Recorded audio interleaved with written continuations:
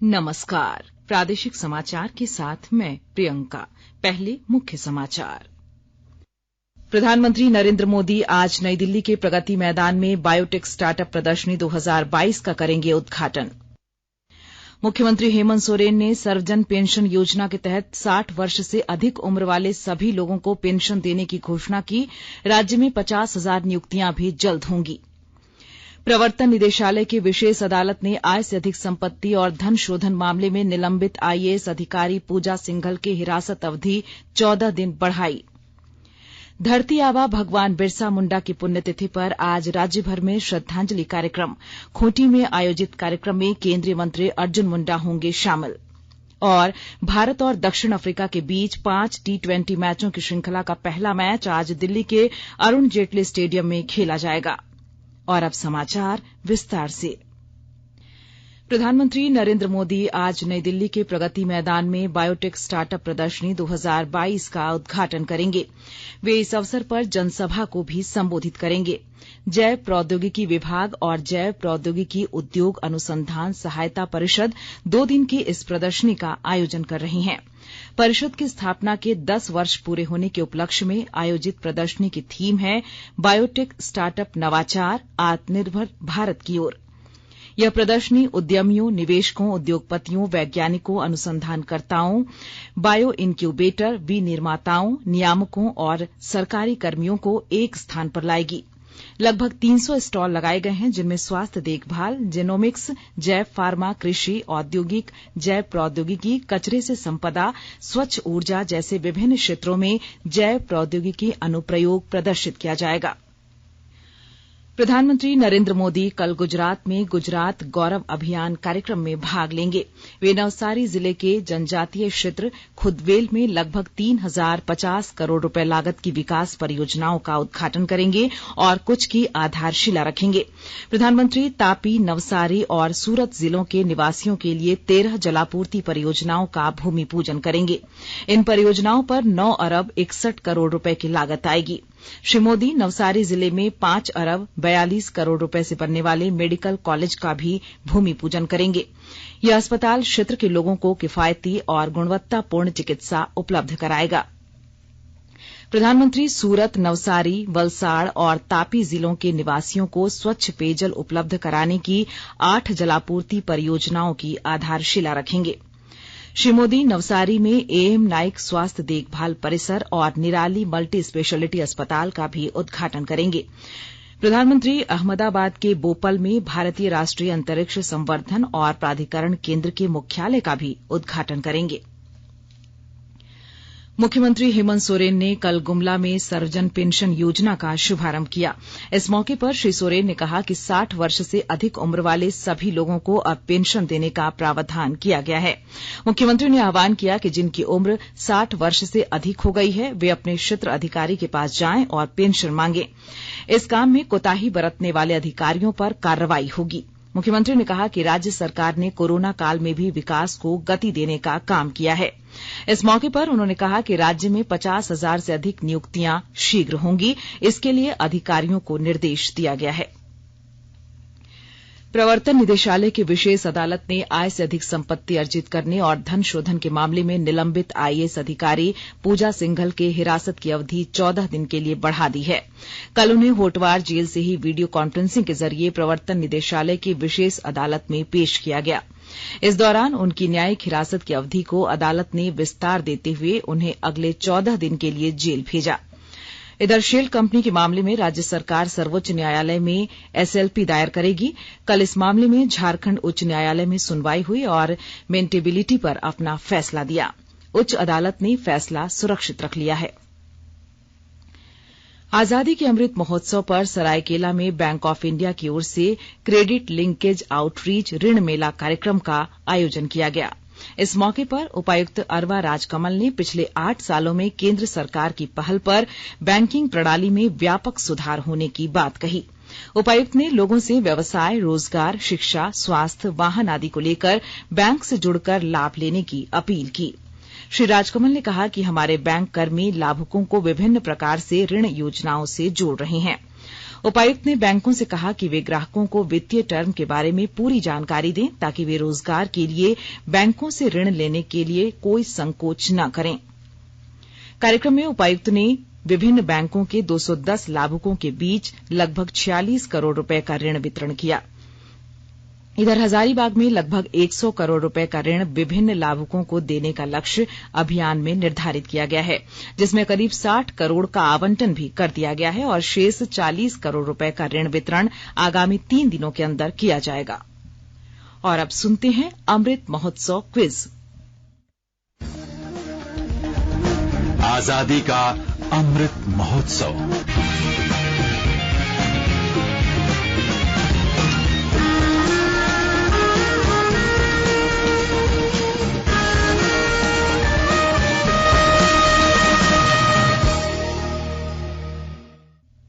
देश के 75वें स्वाधीनता दिवस समारोह के उपलक्ष्य में आजादी का अमृत महोत्सव के अंतर्गत प्रादेशिक समाचार एकांश आकाशवाणी रांची स्वाधीनता संग्राम और उसके गौरवशाली इतिहास पर साप्ताहिक विशेष प्रश्नोत्तरी का आयोजन कर रहा है।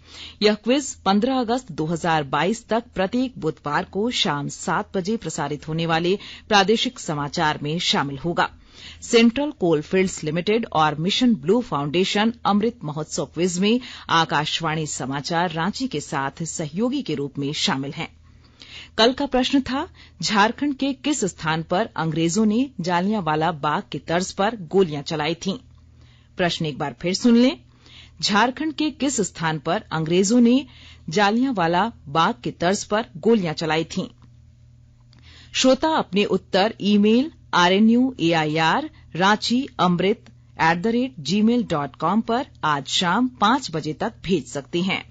आप जवाब के साथ अपना नाम, पता, फोटो और फोन नंबर भी भेजें ताकि लकी विजेता बनने पर आपका ई प्रमाण पत्र और पुरस्कार आप तक पहुंचाया जा सके। विजेता की घोषणा आज शाम 7 बजे प्रसारित होने वाले प्रादेशिक समाचार में की जाएगी। आकाशवाणी के ताजा तरीन समाचारों के लिए आप हमारी वेबसाइट newsonair.com पर लॉग ऑन कर सकते हैं। ताजा समाचार Twitter handle @AIR news alerts और Facebook page all India radio news पर भी उपलब्ध है। आप प्रादेशिक समाचार एकांश के ट्विटर हैंडल @AIR न्यूज_रांची और फेसबुक, इंस्टाग्राम पेज तथा YouTube channel AIR news Ranchi पर भी हमारे बुलेटिन सुन सकते हैं। प्रादेशिक समाचार आप आकाशवाणी रांची से सुन रहे हैं और अब पेश है कोरोना से बचाव के कुछ संदेश। कोविड-19 से बचाव और सुरक्षित रहने के 3 उपाय। मास्क लगाएं, 2 गज दूरी है जरूरी, सुरक्षित दूरी रखें, हाथ और मुंह साफ रखें।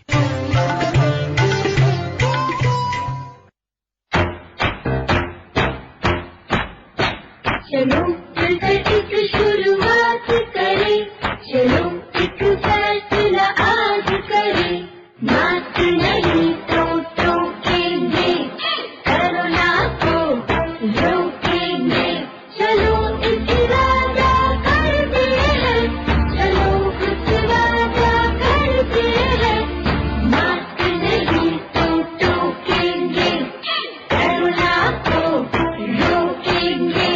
भारत सरकार द्वारा जनहित में जारी। प्रादेशिक समाचार में आपका एक बार फिर स्वागत है। आज भगवान बिरसा मुंडा की पुण्यतिथि है। उनकी शहादत के 122वें वर्ष पूरे होने पर राज्य भर में श्रद्धांजलि कार्यक्रम का आयोजन किया जाएगा।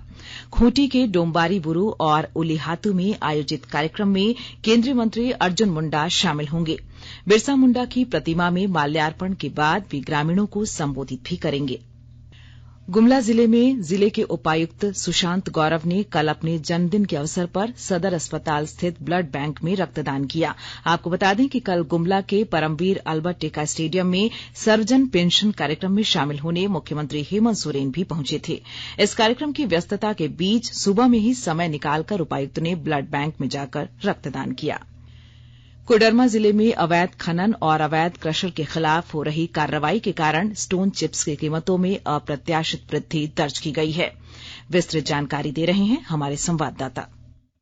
कोडरमा जिले में अवैध खनन और अवैध रूप से संचालित स्टोन क्रेशरों के खिलाफ जिला प्रशासन की कार्रवाई का असर स्टोन चिप्स के भाव पर पड़ने लगा है। उत्पादन में कमी के कारण पिछले 3 माह में स्टोन चिप्स की कीमत करीब 2 गुना बढ़ गया है। स्टोन चिप्स की एक ट्रैक्टर ट्रॉली जो 1 माह पहले तक 3,400 रुपए में मिलती थी, अब उसकी कीमत तकरीबन 7,000 हो गई है। कीमत में यह वृद्धि जिले में अवैध खनन और अवैध क्रेशर के विरुद्ध जिला प्रशासन की कार्रवाई से हुई है। स्टोन क्रशिंग के खिलाफ बड़े पैमाने पर कार्रवाई का परिणाम है कि अधिकतर क्रेशर प्लांट बंद हो गए हैं। पिछले कुछ दिनों के अंदर जिला प्रशासन ने डोमचांच, नवलसाही और चंदवारा में तकरीबन 50 से ज्यादा क्रेशर यूनिटों को ध्वस्त कर दिया है। अवैध क्रेशर के विरुद्ध प्रशासन की कार्रवाई से वे लोग मालामाल हो रहे हैं जो थोड़ी बहुत कागजी प्रक्रिया को पूरा कर अपना क्रेशर बचाने में सफल रहे हैं। गजेंद्र बिहारी सिन्हा, आकाशवाणी समाचार, कोडरमा। गिरिडीह जिले के डुमरी थाना क्षेत्र के जीतपुर गांव के जोड़ा पहरी के समीप ग्रामीणों ने चोरी के मवेशी से लदा वाहन को पकड़कर आग के हवाले कर दिया। ग्रामीणों ने 2 मवेशी तस्करों को पकड़ा डुमरी पुलिस के हवाले कर दिया। डुमरी थाना प्रभारी राजू मुंडा ने बताया कि मंगलवार की रात नुरंगों से 3 मवेशियों की चोरी कर मवेशी तस्कर भागने की फिराक में थे। इसकी जानकारी होते ही लोगों ने वाहन को पकड़ने के लिए घेराबंदी शुरू कर दी। ग्रामीणों ने वाहन को जब्त कर उसमें आग लगा दी और मवेशी ले गए। पूछताछ में तस्करों ने अन्य सहयोगियों की भी जानकारी दी जो मवेशियों की चोरी कर बंगाल ले जाते थे। गोड्डा जिले में पड़ रही भीषण गर्मी के कारण जगह जगह आग लगने की घटनाएं हो रही हैं। कल देर रात बलबड्डा थाना क्षेत्र के घोरीचक चौक पर 2 दुकानों में आग लग गई जिससे सारा सामान जलकर राख हो गया। घटना के बाद ग्रामीणों ने आग बुझाने का प्रयास किया। घटनास्थल पर अंचलाधिकारी एवं कर्मचारी भी पहुंचे और आग से हुई क्षति का आकलन किया। इसकी रिपोर्ट गोड्डा जिला मुख्यालय को भेजी जाएगी। बता दें कि कुछ दिन पूर्व मधुरा पंचायत के लोहचिंता गांव में आग लगने से 4 घर जलकर राख हो गए थे। भारतीय रिजर्व बैंक ने प्रमुख ब्याज दर में परिवर्तन किया है। रेपो दर 50 आधार अंक की बढ़त के साथ 4.9% हो गई है। रिजर्व बैंक ने मुद्रास्फीति की दर 6.7% और सकल घरेलू उत्पाद की दर 7.2 रहने का अनुमान व्यक्त किया है। रिजर्व बैंक के गवर्नर शक्तिकांत दास ने बताया कि मौद्रिक नीति समिति ने सर्वसम्मति से तत्काल प्रभाव से प्रमुख ब्याज दर में 50 आधार अंक की बढ़ोतरी का फैसला किया। श्री दास ने कहा कि रूस यूक्रेन युद्ध के कारण पूरी दुनिया में महंगाई बढ़ी है और मुद्रास्फीति दर बहुत तेजी से बढ़ी है। उभरती अर्थव्यवस्था वाले देशों में इसका विपरीत प्रभाव पड़ा है, लेकिन भारतीय अर्थव्यवस्था में उबरने की शक्ति है। इधर भारतीय रिजर्व बैंक ने क्रेडिट कार्ड को यूपीआई प्रणाली से जोड़ने को अनुमति देने का प्रस्ताव किया है। रिजर्व बैंक के गवर्नर शक्तिकांत दास ने कहा है कि ये सुविधा पहले रुपे क्रेडिट कार्ड के लिए शुरू की जाएगी, लेकिन इससे पहले मौजूदा प्रणाली में आवश्यक सुधार किया जाएगा। भारत और दक्षिण अफ्रीका के बीच 5 T20 मैचों की श्रृंखला का पहला मैच आज दिल्ली के अरुण जेटली स्टेडियम में खेला जाएगा। मैच शाम 7 बजे से शुरू होगा। भारतीय टीम की कप्तानी ऋषभ पंत करेंगे, जबकि हार्दिक पांड्या उप कप्तान होंगे। केएल राहुल और कुलदीप यादव चोटिल होने के कारण इस श्रृंखला में नहीं खेल रहे हैं। श्रृंखला का दूसरा मैच 12 जून को कटक में, तीसरा 14 जून को विशाखापत्तनम में, चौथा 17 जून को राजकोट में और 5वां और आखिरी मैच 19 जून को बंगलुरु में खेला जाएगा। और आइए अब सुनते हैं अखबारों की सुर्खियां। राज्य से प्रकाशित होने वाले सभी अखबारों ने बैंकों से कर्ज लेना महंगा होने और क्रेडिट कार्ड से यूपीआई पेमेंट की सुविधा देने संबंधी खबर को प्राथमिकता के साथ प्रकाशित किया है। इसके अलावा अखबारों ने इन खबरों को भी प्रमुखता दी है। प्रभात खबर ने राज्य में शिक्षक स्थानांतरण नियमावली को मंजूरी मिलने की खबर को पहली सुर्खी बनाया है। दैनिक जागरण की सुर्खी है, खूंटी के गांव में पत्थलगड़ी की आग भड़काने की साजिश। दैनिक भास्कर ने निजी विश्वविद्यालयों की मनमानी पर मुख्यमंत्री द्वारा लिए गए निर्णय की खबर को पहले पेज पर जगह दी है। खबर का शीर्षक है, इंफ्रास्ट्रक्चर नहीं तो दाखिला नहीं। हिन्दुस्तान ने लिखा है, युवाओं के लिए सीएम सारथी योजना जल्द। अंग्रेजी अखबार हिन्दुस्तान टाइम्स और द टाइम्स ऑफ इंडिया ने रेपो दर में बढ़ोतरी और कर्ज महंगा होने की खबर को अपनी पहली सुर्खी बनाया है। और अब अंत में मुख्य समाचार एक बार फिर। प्रधानमंत्री नरेंद्र मोदी आज नई दिल्ली के प्रगति मैदान में बायोटेक स्टार्टअप प्रदर्शनी 2022 का करेंगे उद्घाटन। मुख्यमंत्री हेमंत सोरेन ने सर्वजन पेंशन योजना के तहत 60 वर्ष से अधिक उम्र वाले सभी लोगों को पेंशन देने की घोषणा की। राज्य में 50,000 नियुक्तियां भी जल्द होंगी। प्रवर्तन निदेशालय के विशेष अदालत ने आय से अधिक संपत्ति और धन शोधन मामले में निलंबित आईएएस अधिकारी पूजा सिंघल की हिरासत अवधि 14 दिन बढ़ाई। धरती आबा भगवान बिरसा मुंडा की पुण्यतिथि पर आज राज्य भर में श्रद्धांजलि कार्यक्रम। खूंटी में आयोजित कार्यक्रम में केंद्रीय मंत्री अर्जुन मुंडा होंगे शामिल। और भारत और दक्षिण अफ्रीका के बीच 5 T20 मैचों की श्रृंखला का पहला मैच आज दिल्ली के अरुण जेटली स्टेडियम में खेला जाएगा। इसके साथ ही आकाशवाणी रांची से प्रादेशिक समाचार का ये बुलेटिन समाप्त हुआ। नमस्कार।